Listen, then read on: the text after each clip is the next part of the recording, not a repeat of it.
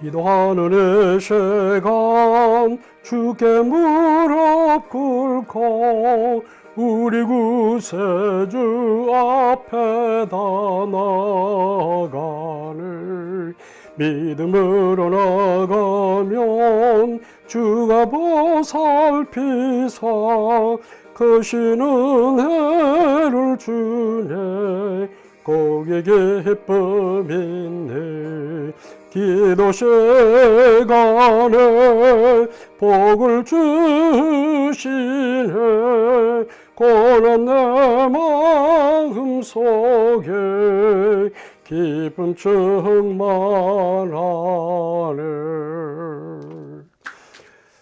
오늘도 이곳을 찾아오신 여러분을 진심으로 환영합니다.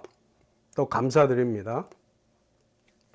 제가 이 메시지를 계속하는 이유는 내가 공부하고 깨달은 메시지를 사실 저 혼자만 알고 묻어버리기에는 아깝다는 생각에서 몇 사람이 듣든지 꼭 해야 할 것 같다는 생각입니다. 오늘은 지난번에 끈덕지고 격렬한 기도로 무장하자 하는 그런 다음 편으로 말씀하려 합니다. 예수님은 기도의 중요한 본질과 원리를 가르쳐 주셨습니다. 그런데 예수 믿는 사람들은 예수님이 가르치신 기도의 본질보다는 사실 거치장에 너무 신경을 쓰다가 진짜 기도해야 할 것을 하지 못할 때가 많습니다. 성경적인 기도를 잘못 토착화시킨 모습은 특히 한국 사람에게 많이 나타납니다. 우리 문화는 아무래도 예의와 존경의 문화가 깊이 깔려 있어서 그런가 봅니다. 우리의 기도 문화는 하나님이 어떤 분이신가를 알기 전에 전통적인 예의로 하나님께 다가가려 하는 그런 문화입니다. 저는 결코 한국의 모든 전통적인 기도 형태를 뭉개고자 하는 뜻은 결코 아닙니다. 될 수 있으면 예수님이 가르치신 기도의 본질로 좀 더 가까이 갔으면 하는 바람으로 메시지를 준비했습니다. 지난번에 과부의 끈덕지고 격렬한 기도를 말씀하신 예수님은 바로 이어서 또 하나의 기도 자세를 말씀합니다. 지난번 과부의 예를 바로 이어서 누가복음 18장 10절에서 14절에 또 다른 기도 예를 말씀하십니다. 어떤 마음으로 기도해야 하는가를 가르치신 도전적인 말씀입니다. 예수 믿는다면 매일 필요한 일과처럼 기도를 영혼의 도구로 사용해야 합니다. 기도는 우리에게 꼭 필요한 영혼의 영양분입니다. 예수님은 겸손한 마음으로 기도해야 할 것을 가르치시고 있습니다. 과부의 예를 들어주신 것도 그렇고 오늘 두 사람의 기도에도 실제 있었던 사실을 예수님은 교육용으로 예를 들어주셨습니다. 두 사람이 기도하러 성전에 올라갑니다. 물론 예수님 때는 기도할 장소가 오직 성전뿐이라고 생각했습니다. 지금은 그 어디나 기도할 장소입니다. 성도가 머무는 것은 어떤 곳이라도 기도에 적당한 장소입니다. 바로 여러분이 지금 머무는 그곳이 기도할 곳이라고 생각하고 계십니까? 성전에 두 사람이 기도하러 올라갑니다. 한 사람은 바리새파에 속한 사람, 또 한 사람은 세무서 직원입니다. 그런데 두 사람의 기도 내용이 전혀 다릅니다. 바리새파는 종교적으로 세상과 단절된 클래스입니다. 그들은 보통 사람들과 다른 의식을 가졌습니다. 예수님 당시에 살았던 바리새파는 그렇게 많은 숫자가 아닙니다. 역사에 의하면 주후 70년 이전에 바리새파 그룹은 약 6천 명 정도밖에 되지 않는 소수의 무리였다고 합니다. 그런 소수의 사람이 국가나 종교단체로부터 남다른 특별한 혜택을 받고 살았습니다. 보통 사람들과 종교적으로나 생활면에서 클래스가 다른 사람들이죠. 다른 사람들과 클래스가 다르면 자연스럽게 자기보다 낮은 클래스에 속한 사람을 무시하는 경향이 있습니다. 이러한 모습을 저는 특권의식의 노예들이라고 말하고 싶습니다.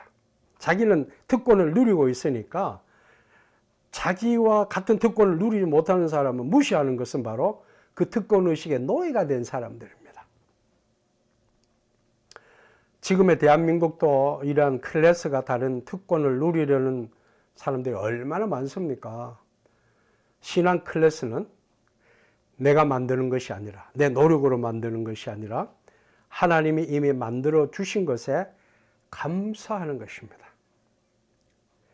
예수님은 두 사람이 기도하는 모습을 자세히 보시고 말씀하십니다. 여러분 꼭 이걸 기억하십시오. 기도할 때 예수님은 분명히 보고 계십니다. 마치 오늘 성경 말씀에 이 두 사람이 기도하는 모습을 보신 것처럼요. 바리새인이 기도하는 것도 보았고 세리가 기도하는 것도 예수님이 보시고 계십니다. 예수님은 어린아이의 마음으로 기도하기를 원하세요. 그런데 지금 교회에서 하는 기도는 너무 어른스럽다고 생각하지 않습니까? 어린아이들은 자신이 필요한 것이 있을 때 고상한 말로 포장하지 않습니다. 그냥 달라고 합니다. 어른들은 정말 필요하지만 정말 직설적으로 말하려 하지 않습니다. 왜 그럴까요? 좋게 말하자면 체면 차리기 때문이고, 있는 대로 말하자면 사실 무능력한 자신을 숨기려는 속셈입니다. 어린아이처럼 내가 정말 그리고 당장 필요한 것을 달라고 하는 모습을 생각해 보십니까? 바로 이러한 자세가 기도에 필요합니다. 그런데 무턱대고 달라고 하면 하나님께 신뢰된 것으로 생각하십니까? 그것은 지극히 동양적인 거짓 겸손에서 발생한 것입니다. 어린아이들은 다른 사람이 나를 어떻게 보는가를 아예 생각하지 않습니다. 꼭 필요함으로 달라는 것입니다. 그것이 바로 제가 제 손자, 손녀들을 보면서 느낀 점입니다. 체면 차리지 않습니다. 필요하면 달라는 것입니다. 주지 않으면 우는 겁니다. 놀라운 사실은 어린아이들은 자기가 필요하지 않으면 절대 요구하지 않습니다. 쉽게 말해서 필요하지 않는 것은 욕심 부리지 않는 거죠. 어른들은 그렇지 않습니다. 당장 필요하지 않아도 많이 가지면 좋다는 생각에 더 욕심을 내가지고 가지려고 합니다. 어린아이와 같은 마음을 가진다는 것은 곧 겸손의 마음입니다. 겸손의 올바른 표현은 나는 낮은 곳에 있다는 밑바닥 마음입니다.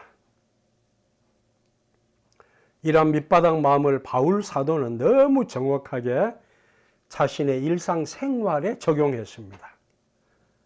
빌립보서 4장 12절 말씀에 내가 비천에 처할 줄도 알고 풍부에 처할 줄도 알아 모든 일에 배부르며 배고픔과 풍부와 궁핍에도 일체의 비결을 배웠노라. 바울 사도는 이러한 겸손을 자기의 삶에 적용하고 그걸 우리에게 얘기하는 겁니다. 겸손은 배워야 장착될 수 있는 성품입니다. 다시 한번 말씀드립니다. 겸손은 배워야 장착될 수 있는 성품입니다. 높이 있는 나뭇가지는 늘 흔들립니다. 그러나 나무 뿌리는 좀처럼 흔들리지 않습니다. 겸손이 바로 그렇습니다. 흔들릴 필요가 없습니다. 왜요? 항상 아래쪽에 있기 때문입니다. 인간 세상은 높고 높은 지위의 사람은 늘 다른 사람의 눈치를 많이 봅니다. 전에 했던 약속도 마음대로 바꿉니다. 왜 그렇게 했습니까? 사람들의 눈높이와 표심에 흔들리기 때문입니다. 그들은 포장하고 숨기는데 아주 숙달되었기 때문에 그렇게 하는 겁니다. 겸손하신 예수님의 마음은 너무나 잘 알고 있는 베드로와 바울은 오늘 누가복음을 기록한 누가에게 이 사실을 자세하게 가르칩니다.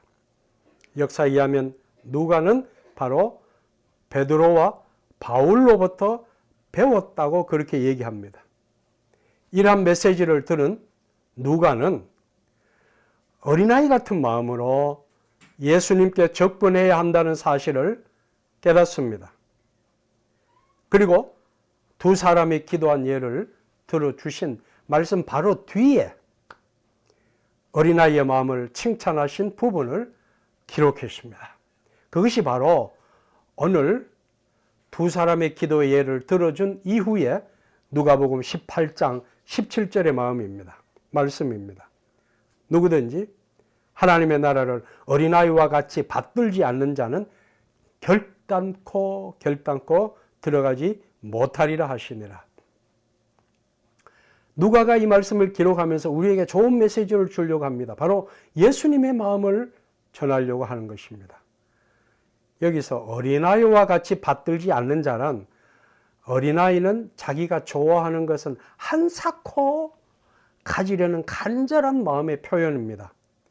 여기에 받들다는 말의 원래 뜻은요, 진짜로 내가 원하니까 내가 가져야지 하는 마음의 자세를 말합니다. 영어로 말하면 receive라고 그러는데 받아들이고 내 것으로 만들어야지 하는 그것이 바로 어린아이와 같이 받든다는 말입니다. 원하지 않더라도 다른 사람이 가지니까 나도 가지려는 마음으로 기도합니까? 하나님 저 사람도 가졌는데 나도 가지게 해주세요. 별로 필요한 것도 아니에요. 그러나 그러한 기도는 이루어지지 않아야 됩니다. 왜 그렇습니까? 엉뚱한 데 사용할 수 있기 때문입니다. 왜? 필요하지 않은 걸 가졌으니까. 정말 필요하지 않은 것을 달라고 기도하십니까?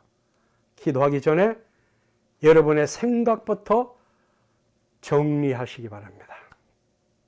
그렇지 않으면 거룩한 기도를 엉뚱하게 사용할 수 있습니다.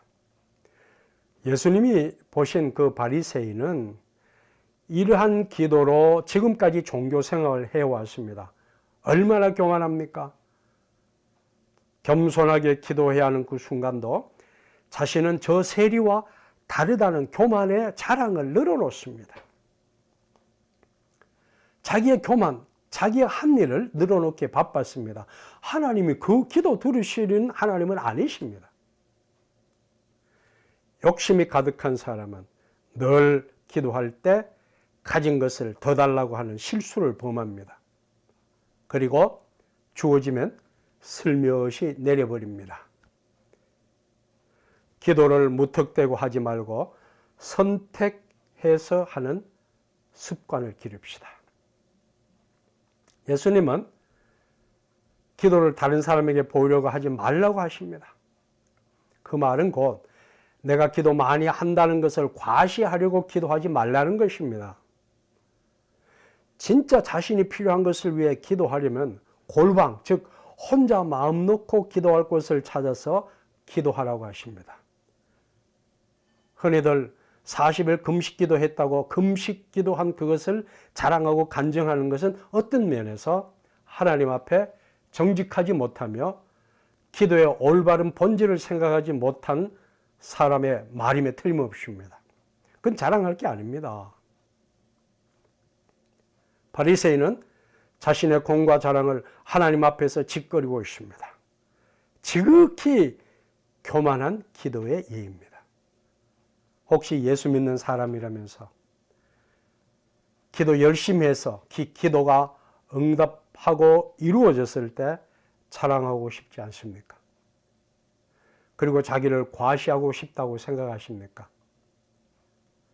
자신에게 좋은 것만 골라서 기도하는 사람들은 늘 자신의 신앙을 자랑하려는 교만이 보입니다. 우리는 세리의 기도에서 정말 겸손한 마음을 볼 수 있습니다. 세리는 이렇게 기도했습니다. 하나님이여, 불쌍히 여기옵소서. 나는 죄인이로소이다. 하나님 아버지, 저를 불쌍히 여기십시오. 나는 죄인이로소이다. 세리의 기도는 회개가 있습니다. 세리의 기도에는 겸손이 있습니다. 세리의 기도에는 죄인을 용서하시는 하나님의 인자와 자비가 보입니다. 이러한 세리의 기도를 예수님이 어떻게 평가하셨을까요? 예수님이 평가하신 기도 내용입니다. 이 사람, 즉 세리는 저보다 바리새인보다 의롭다 하심을 받고 집에 내려갔느니라.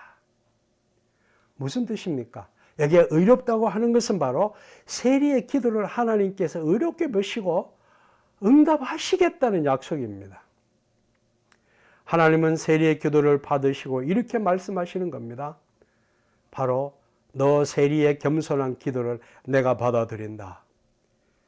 이제 내 기도는 늘 내 앞에서 의로운 열매로 인정하겠다는 뜻입니다.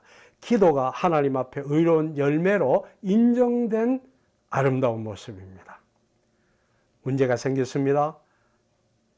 겸손은 하루아침에 당장 입을 수 있는 옷이 아닙니다. 겸손의 옷은 준비해야 됩니다. 겸손의 옷은 만들어야 됩니다. 겸손의 옷은 하나님이 인정하시는 그때까지 우리가 옷을 준비하고 만들고 입을 수 있는 것입니다. 겸손은 오랫동안 훈련을 거듭해야 합니다. 신앙의 격심한 훈련을 거치지 않으면 겸손은 절대로 자리 잡지 못합니다. 겸손은 내가 허리를 굽히지만 함께 허리를 굽히는 사람과 하나 되는 응집력이 있다고 성경은 말씀합니다. 다 서로 겸손으로 허리를 동이고 하는 그 뜻이 바로 그겁니다. 겸손하게 되면 같이 허리를 동일 사람이 온다는 뜻이죠. 우리는 매일 기도할 때 겸손의 옷을 입는 마음으로 주님 앞에 엎드립시다. 여러분의 기도는 놀랍게 응답될 것입니다. 하나님 아버지 감사합니다. 오늘 우리는 하나님 앞에 기도할 때 겸손의 옷을 입자고 했습니다. 우리가 세상에 여러 가지 옷이 많지만은 그러나 하나님이 원하시는 겸손의 옷을 입고 하나님께 나아가는 저희들 되게 하옵소서. 예수님 이름으로 기도합니다. 아멘. 다음에 또 다른 기도의 주제로 여러분을 찾아뵙겠습니다. 그간도 건강하시고 평안하시기를 주의 이름으로 축원합니다.